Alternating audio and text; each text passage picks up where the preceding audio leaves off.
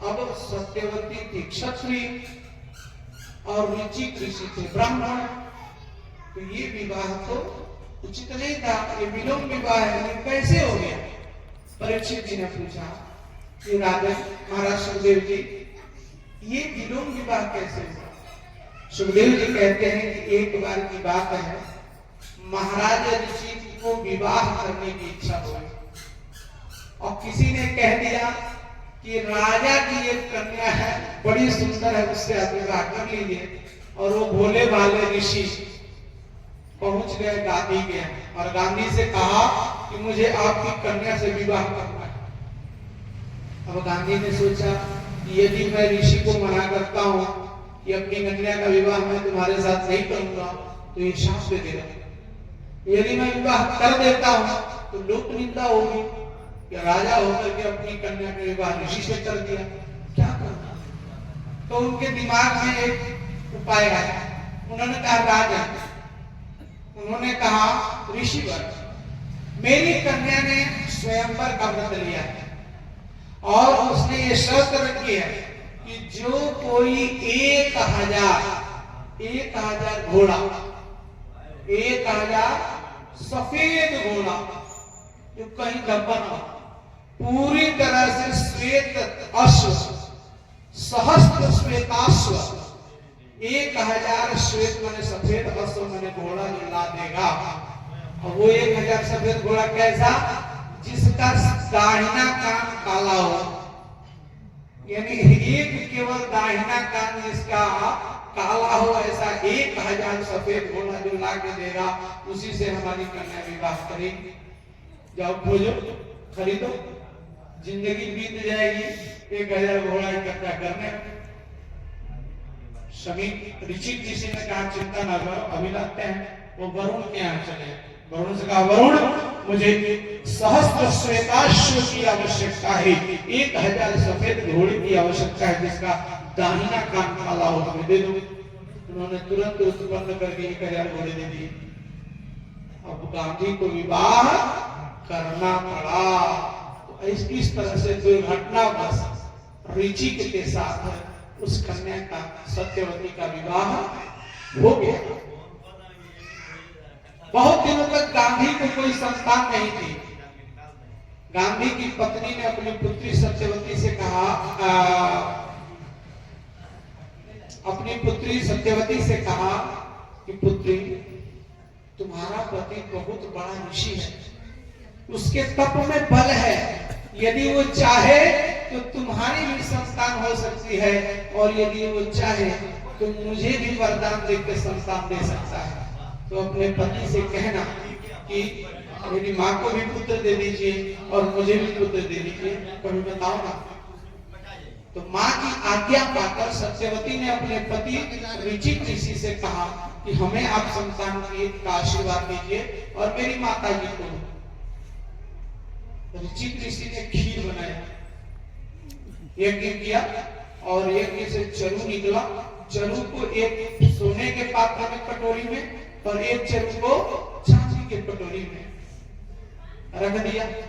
चांदी वाला दे दिया चरु ने खीर अपनी पत्नी सत्यवती को, और सोने वाला खीर कहा कि ले जाकर के राजा गांधी की पत्नी को खिला देंगे, अपनी माता को। वो भोली भाली सत्यवती दोनों खीर लेकर के चली गई। उसकी मां चला तो अपने दिमाग लगा दिया। उसने सोचा ये ऋषि जरूर कुछ इस चांदी वाले में ज्यादा विशेष चरु बनाया होगा, उसका पुत्र अच्छा होगा। अब मुझे राजा समझ के 2 दर्जे का बनाया होगा। उसने कहा बेटी एक काम करोगी? तो बेटी ने कहा हाँ बताओ क्या करना है। अपना चरु हमें दे दोगी, अपना खीर मुझे दोगी, मेरा खीर ले लोगी? तो पुत्री ने कहा क्यों नहीं माँ, जैसा तुम कहो। तो वैसा ही हो गया। वो खीर खा ली पुत्री जो खाना था माँ को, और माँ खीर खा ली पुत्री वाली। उसने आके बता भी दिया, तो इस चीज से बता भी दिया कि आपने जो खीर दिया था उसका हमने विनिमय कर लिया, अदला बदली कर लिया। और वो ऋषि सर पीट दिए। अरे वो खीर विनिमय के लिए नहीं था, उस खीर में एक विशेषता थी कि तुम ब्राह्मण की पत्नी हो, इसलिए तुम्हारा पुत्र ब्रह्म तेज से युक्त होना चाहिए और वो क्षत्रिय का पुत्र होगा, इसलिए उसका पुत्र पौरुष से बलि होना चाहिए। लेकिन अब तो उल्टा हो जाएगा और प्रभाव भी गलत होगा। यदि ब्राह्मण का पुत्र पौरुष से युक्त होगा तो वो तो खूंखार हो जाएगा, उपद्रवी हो जाएगा, और क्षत्रिय का विद्वान होगा तो राजपाट नष्ट हो जाएगा, वो चला जाएगा जंगल में। अब तो दोनों वंश गड़बड़ हो गए। और वो अनुनय विनय करने लगी कि अरे किसी तरह से बचा लीजिए इस हानि से, इस अनिष्ट से, हम हमारी रक्षा करिए। तो ऋषि ने कहा कि चिंता मत करो, अब होगा तो अनिष्ट है, लेकिन तुम्हारा पुत्र भले ना हो, पौत्र होगा, और उसका पुत्र भले ही राजा ना हो, लेकिन विद्वान अद्भुत होगा। और यही हुआ, गांधी के पुत्र हुए विश्वामित्र। गांधी तनय ममा चिंता व्यापी, गांधी के तनय हुए पुत्र हुए विश्वामित्र, और ऋचिक के पुत्र हुए, गांधी के पुत्र हुए विश्वामित्र, और ऋचिक ऋषि और सत्यवती के पुत्र हुए महाराज जमदग्नि। पुत्र खूंखार नहीं होगा, लेकिन पौत्र तो होगा। मेरे प्रभाव, ऋषि ने कहा कि मेरे तप के प्रभाव से इस खीर को खाने से पुत्र खूंखार भले ना हो, को भी काट दो, भाइयों को भी मार डालो। जमदग्नि जी बड़े प्रसन्न हो गए। उन्होंने कहा पुत्र, मैं तुम्हारी 50-50 से बड़ी प्रसन्न हूं, वर मांगो। तो परशुराम जी ने कहा कि पिताजी, यदि आप मेरी भक्ति से प्रसन्न हैं तो हमें वर दीजिए, यह वरदान दीजिए कि मेरी माँ और मेरे सभी भाई जीवित हो जाएं, तथा किसी को इस घटना के बारे में कुछ भी पता न चले, सारा विस्मरण हो जाए, सब भूल जाए। जमदग्नि ने ऐसा ही आशीर्वाद दिया, वरदान दिया, सभी भाई जीवित हो गए, रेणुका जी भी जीवित हो गई, और ये सभी भूल गए कि अभी क्या हुआ था। मां के वध से उत्पन्न पाप का प्रायश्चित करने के लिए परशुराम जी चले गए तीर्थ यात्रा में। मेरी मां का वध किया है तो तीर्थ यात्रा तो करनी पड़ेगी। तीर्थ यात्रा में चले गए, और उसी समय मगध देश कार्तवीर्य अर्जुन, जिसको सहस्त्रार्जुन कहते हैं, उसका अत्याचार फैला हुआ था।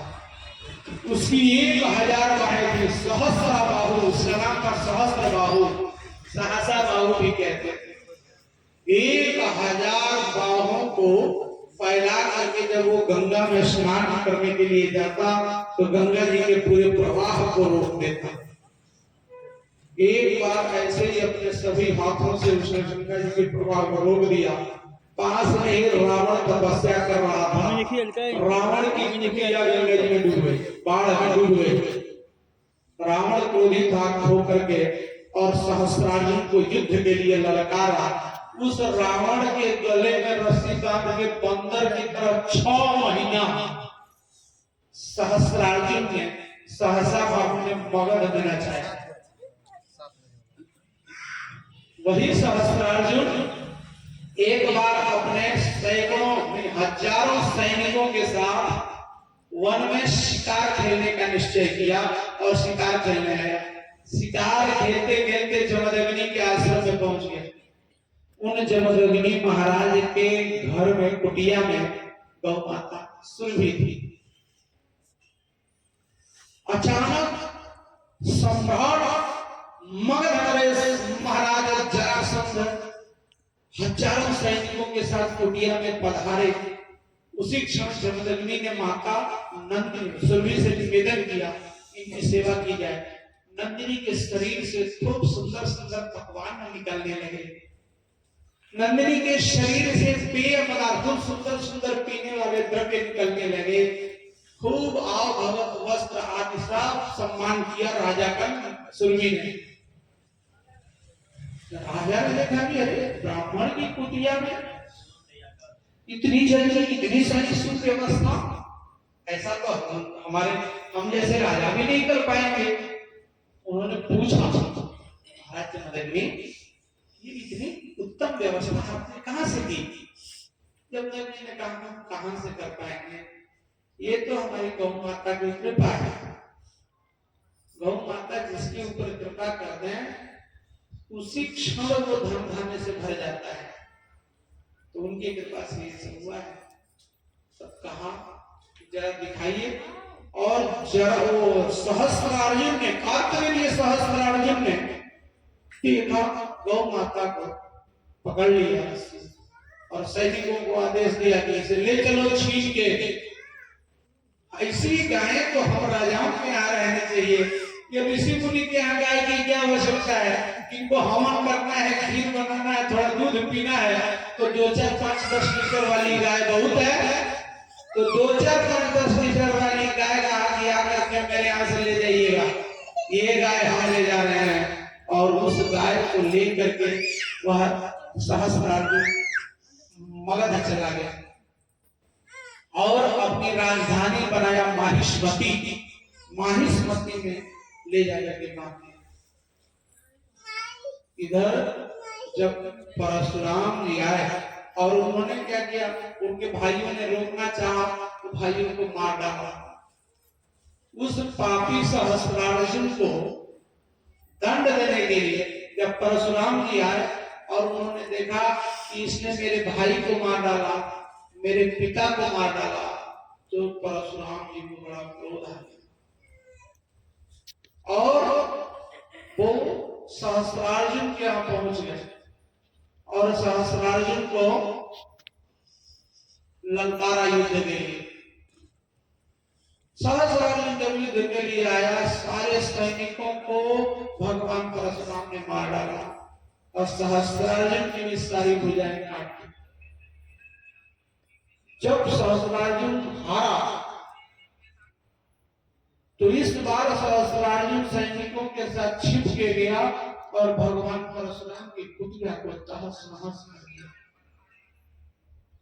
पिता की मृत्यु, माता की मृत्यु, भाइयों की मृत्यु तथा कुटिया के तहस नहस होने से परशुराम भी बड़े दुखी हो गए।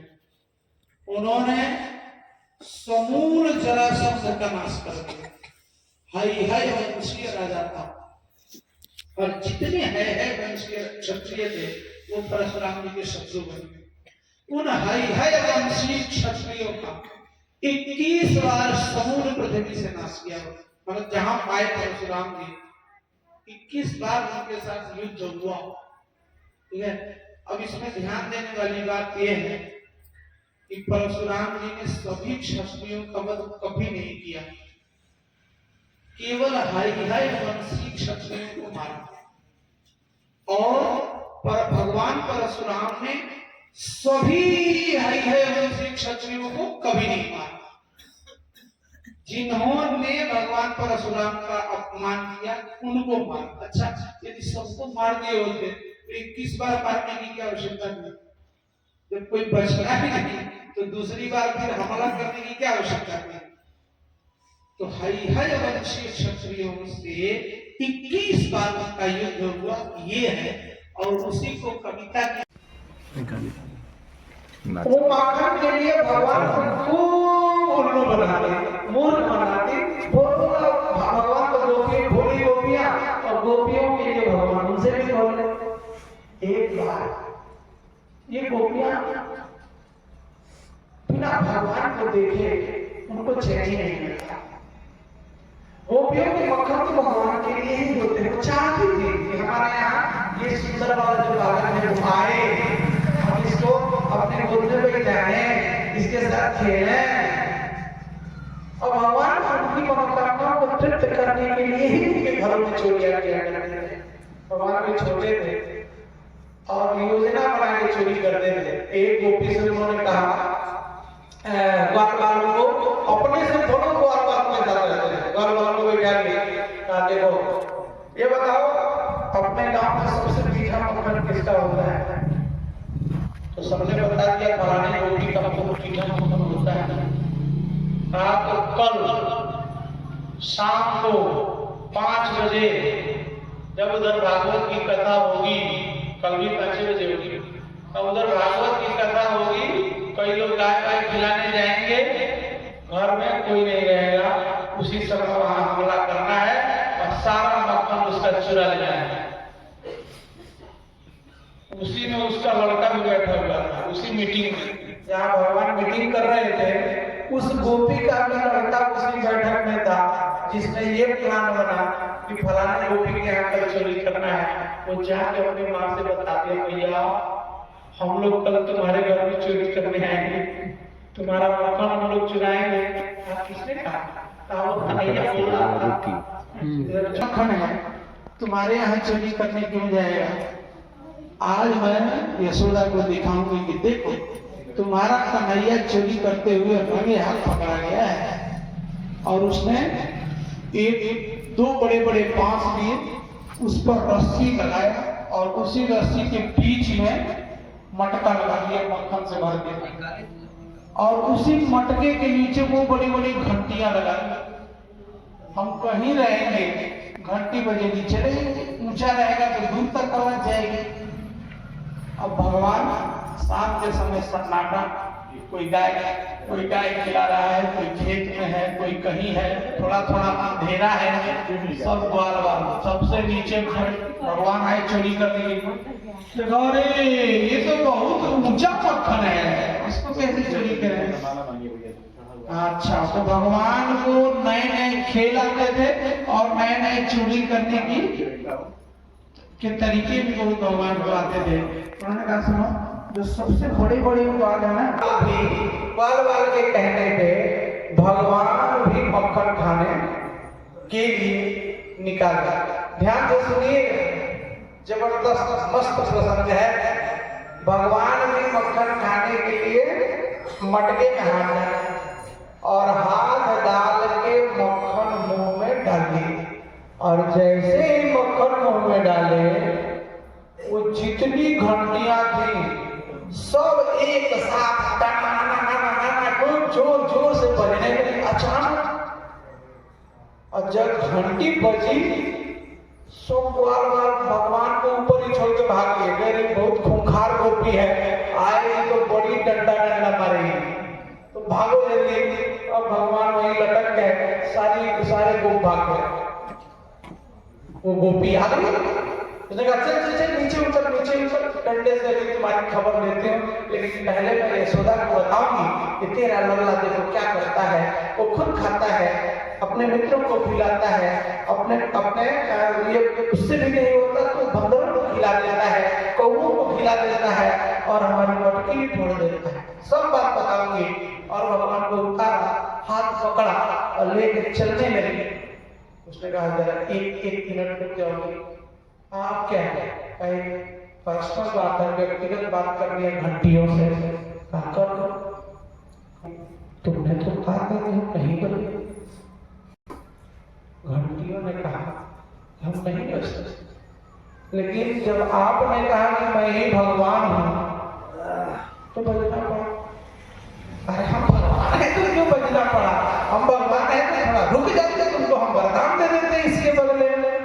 नहीं भगवान, जब हमने देखा कि आप भगवान हैं और आप बिहारी तेरी आरती गाऊं, हे गिरधर तेरी आरती गाऊं, हे गिरधर तेरी आरती गाऊं, आरती गाऊं प्यारे तुझे गोरी जाऊं, आरती गाऊं प्यारे तुझको रिझाऊं, श्याम सुंदर तेरी आरती गाऊं, श्याम के बिहारी तेरी आरती गाऊं, मोर मुकुटा प्यारे शीश पे सोहे, मोर मुकुट प्यारे शीश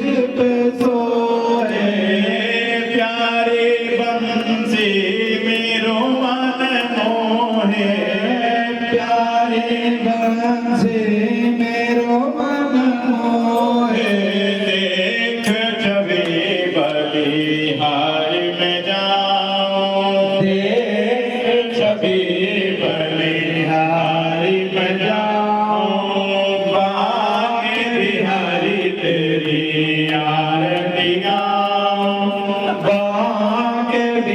बिहारी तेरी आरती गाऊं। चरणों से निकले गंगा प्यारी, चरणों से निकली गंगा प्यारी, जिसने सारी दुनिया तारी, जिसने सारी दुनिया तारी, उन चरणों के दर्शन पाऊं, उन चरणों के दर्शन पाऊं। बांके बिहारी तेरी आरती गाऊं, बांके बिहारी तेरी आरती गाऊं। दास अनाथ के दास आप हो, दास अनाथ